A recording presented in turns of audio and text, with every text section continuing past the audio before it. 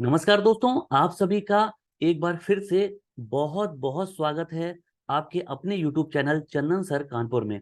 दोस्तों, जैसा कि आप सब जानते हैं कि मैं आपको आपके एग्जाम से संबंधित बहुत ही ज़्यादा जो इम्पोर्टेंट टॉपिक हैं उनको आपको पढ़ा रहा हूँ इस समय, और एक से एक अच्छे से अच्छे टॉपिक लेकर आता हूँ। आप जानते हैं कि भी हाल ही में G20 की जो बैठक है वह संपन्न हुई है, और यह एक ऐसा टॉपिक है जो आपके एग्जाम के लिए अति महत्वपूर्ण है। बहुत ज्यादा चांसेस हैं कि इससे आपके पेपर में क्वेश्चंस आएंगे, क्योंकि इसका सबसे बड़ा जो कारण है वो यह है कि यह शिखर सम्मेलन भारत में हुआ है, और भारत ने इसकी जो मेजबानी है वह बहुत ही जबरदस्त तरीके से की है। तो आइए समझते हैं इस टॉपिक को, और इससे संबंधित जो भी प्रश्न हैं उनको आज हम करने वाले हैं। तो सभी परीक्षाओं के लिए महत्वपूर्ण है, मैंने आपको बताया है ना। और आप यहाँ पे स्क्रीन पर देख रहे होंगे, है ना, कि यहाँ पे ये G20 का जो लोगो है वो आपको दिखाई पड़ रहा है। और इसके अलावा यहाँ पे देखेंगे कि जो इसका वाक्य लिया गया है, वसुधैव कुटुंबकम, ये इसकी थीम है ना। तो ये भी यहाँ पे लिखी हुई है, और इसी तरह के अंदर जो क्वेश्चन है वो आपको मिलने वाले हैं। तो आइए शुरू करते हैं आज की क्लास को। सबसे पहला जो क्वेश्चन है वह है G20 शिखर सम्मेलन 2023 की मेजबानी किस देश ने की है ना। तो आप जानते हैं कि इसकी जो मेजबानी है ये भारत ने की है, और 9 और 10 सितंबर को ये संपन्न हुआ है नई दिल्ली में। आपने देखा होगा कि पूरी दुनिया के जो राष्ट्राध्यक्ष हैं, जो जितने भी बड़े बड़े देश हैं, वो भारत आए हुए थे। तो 2023 की जो मेजबानी है ये किसने की है? ये भारत ने की है। इतना क्लियर है? ठीक है, आगे बढ़ेंगे। अगला है G20 का कौन सा संस्करण इस वर्ष भारत में हुआ, है ना। तो इसका आंसर क्या होगा? 18वां संस्करण। संस्करण का मतलब होता है कि कितने बार हुआ। इससे पहले 7 बार हो चुका है, सॉरी 17 बार हो चुका है, और अब ये 18वीं बार हो रहा है। इतना क्लियर है? ठीक है, तो 18वीं बार भारत में भी संपन्न हुआ है, और इसके बाद आगे भी होगा। ठीक है, अभी लास्ट में मैं आपको बताऊंगा कि और ये आने वाले सालों में कहाँ कहाँ पर आयोजित होगा, और पिछले साल कहाँ पे हुआ था, ये आगे आने वाले क्वेश्चंस में मैं आपसे डिस्कस करूंगा। अगला है G20 सम्मेलन 2023 की अध्यक्षता किसने की? तो आंसर होगा पीएम नरेंद्र मोदी ने की। ठीक है, आप जानते हैं कि जो अपने देश में प्रधानमंत्री का पद है वो मुख्य कार्यकारी अध्यक्ष माना जाता है ना। और अगर हम देश की बात करेंगे तो वह संवैधानिक प्रमुख तो राष्ट्रपति होता है, लेकिन कार्यकारी प्रमुख जो होता है कहीं ना कहीं वो प्रधानमंत्री ही होता है। और इसी तरह से किसी भी देश का जो राष्ट्राध्यक्ष होता है वही मुख्य रूप से मेजबानी करता है। ठीक है, आगे बढ़ेंगे। अगला है G20 सम्मेलन 2023 का लोगो क्या है?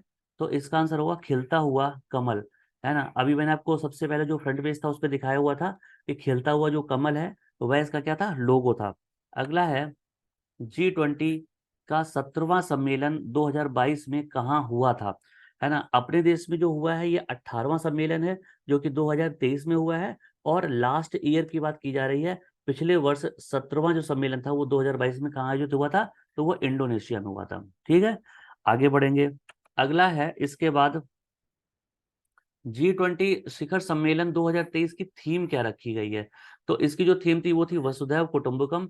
यह एक संस्कृत का वाक्य है, और अगर हम इसका मतलब समझेंगे तो इसका मतलब है एक पृथ्वी, एक कुटुंब, एक भविष्य, यानी कि one earth, one family, one future. ठीक है, इंग्लिश में इसकी ये थीम हो जाएगी। G20 की स्थापना कब हुई थी? तो G20 देशों की जो स्थापना है वो 1999 में हुई थी। ठीक है, 1999 में हुई थी।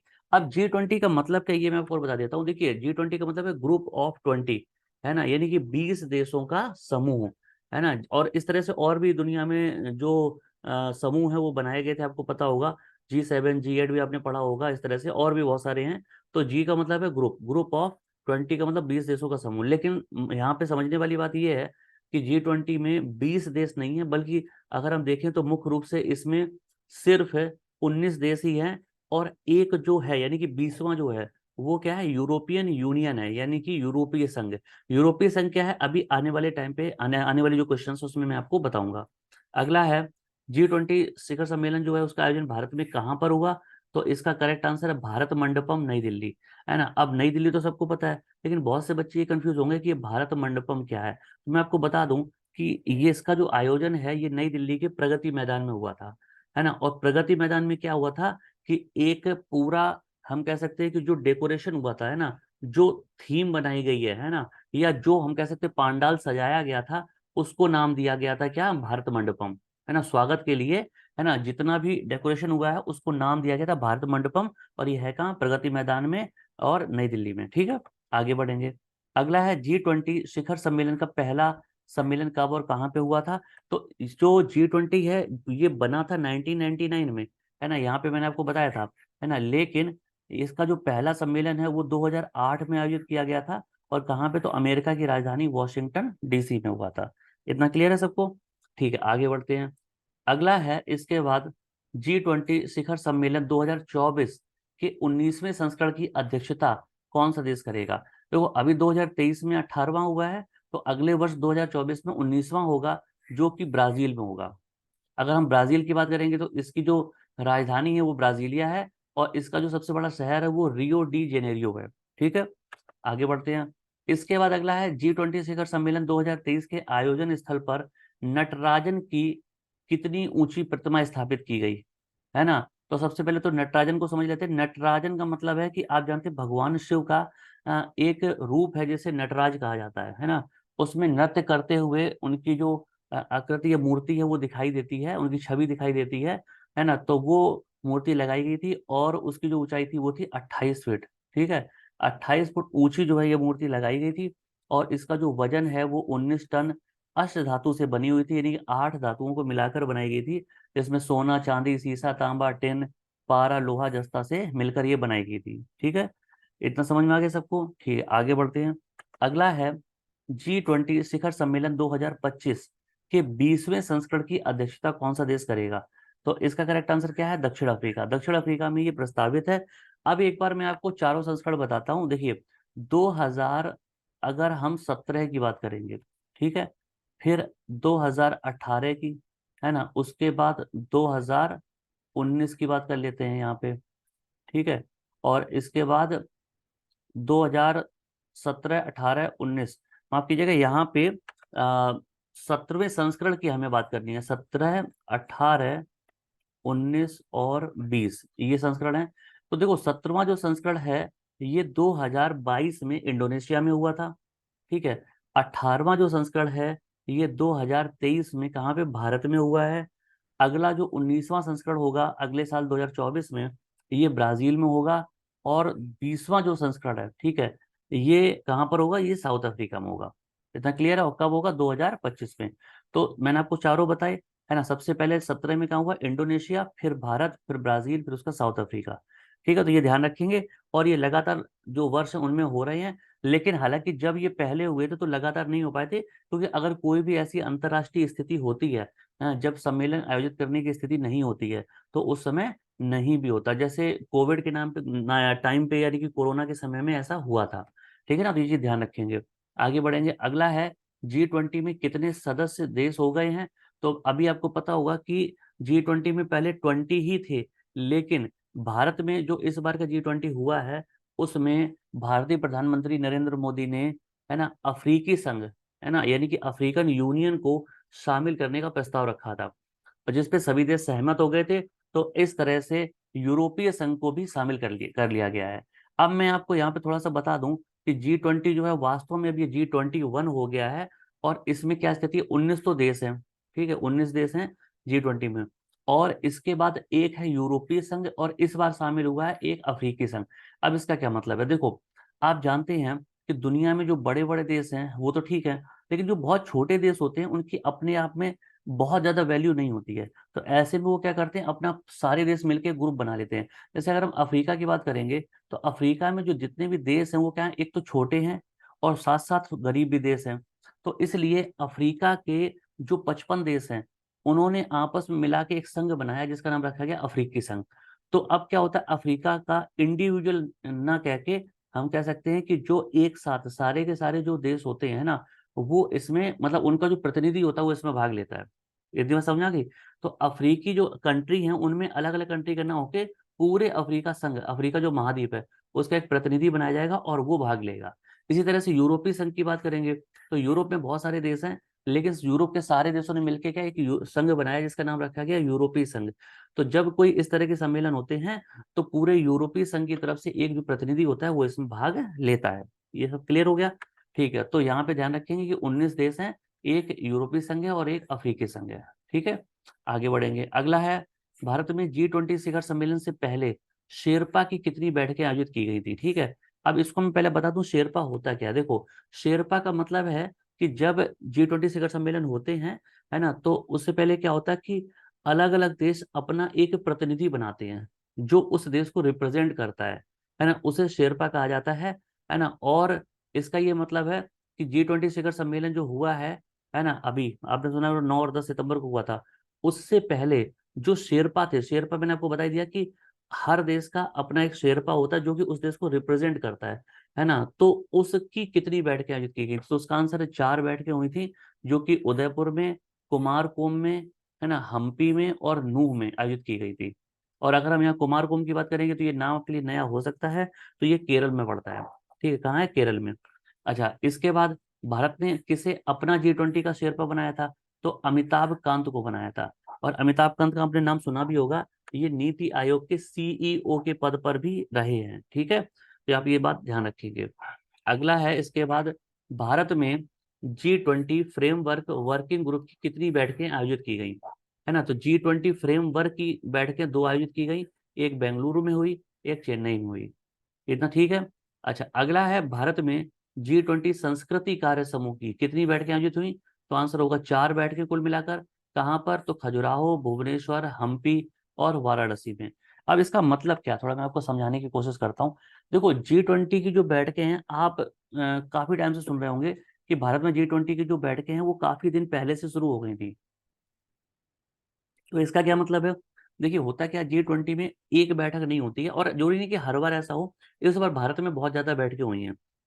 तो इनमें क्या होता है कि अलग अलग जो कैटेगरी है, हमारे देश के जो अलग अलग मंत्रालय हैं, है ना, तो उन्हीं के समकक्ष दूसरे देशों के भी जो मंत्रालय होते हैं उनकी बैठक कराई जाती है। एक छोटा सा एग्जांपल है, जैसे कि वित्त मंत्रालय की हम बात करते हैं, तो इसका मतलब है कि वित्त मंत्रालय का जो प्रमुख होता है वो वित्त मंत्री होता है।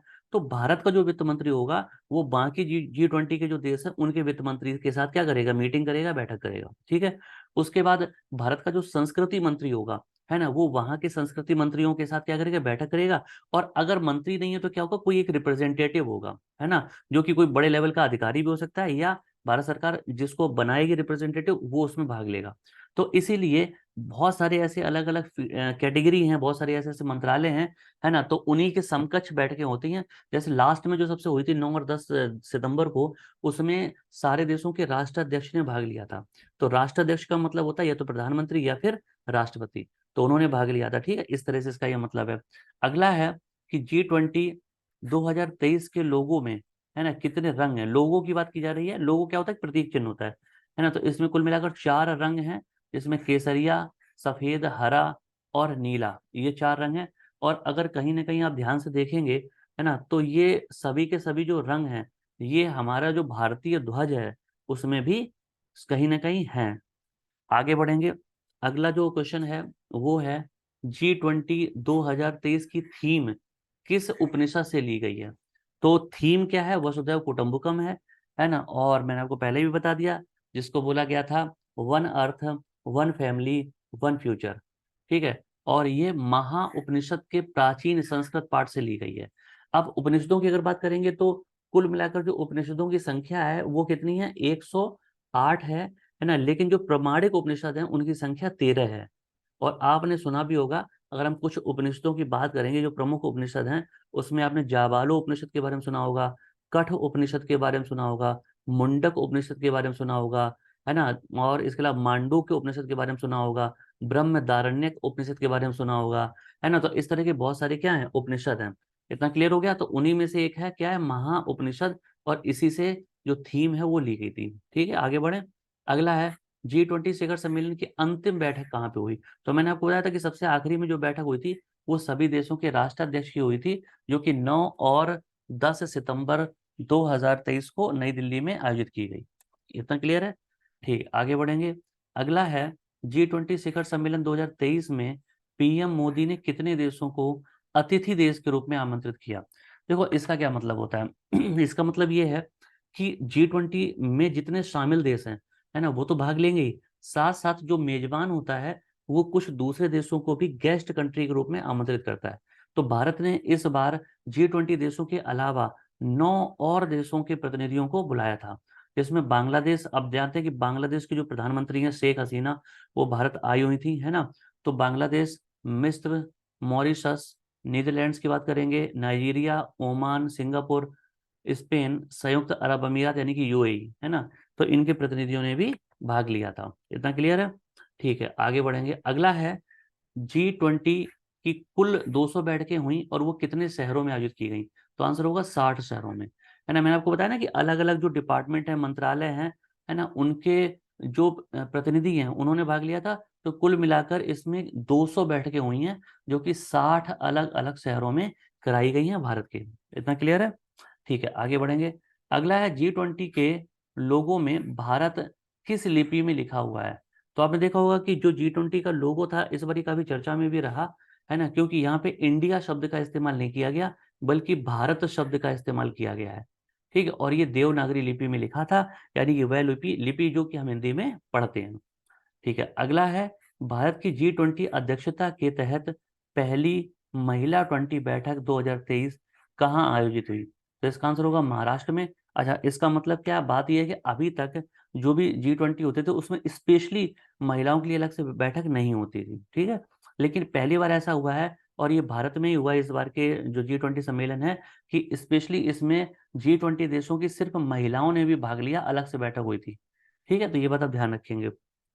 इसका अगला क्वेश्चन है, G20 में शामिल, है ना, 19 देश जो हैं वो कौन से हैं? मैंने आपको पहले ही बता दिया कि देश 19 हैं, और इसका जो 20वां है वो क्या है? यूरोपीय संघ है।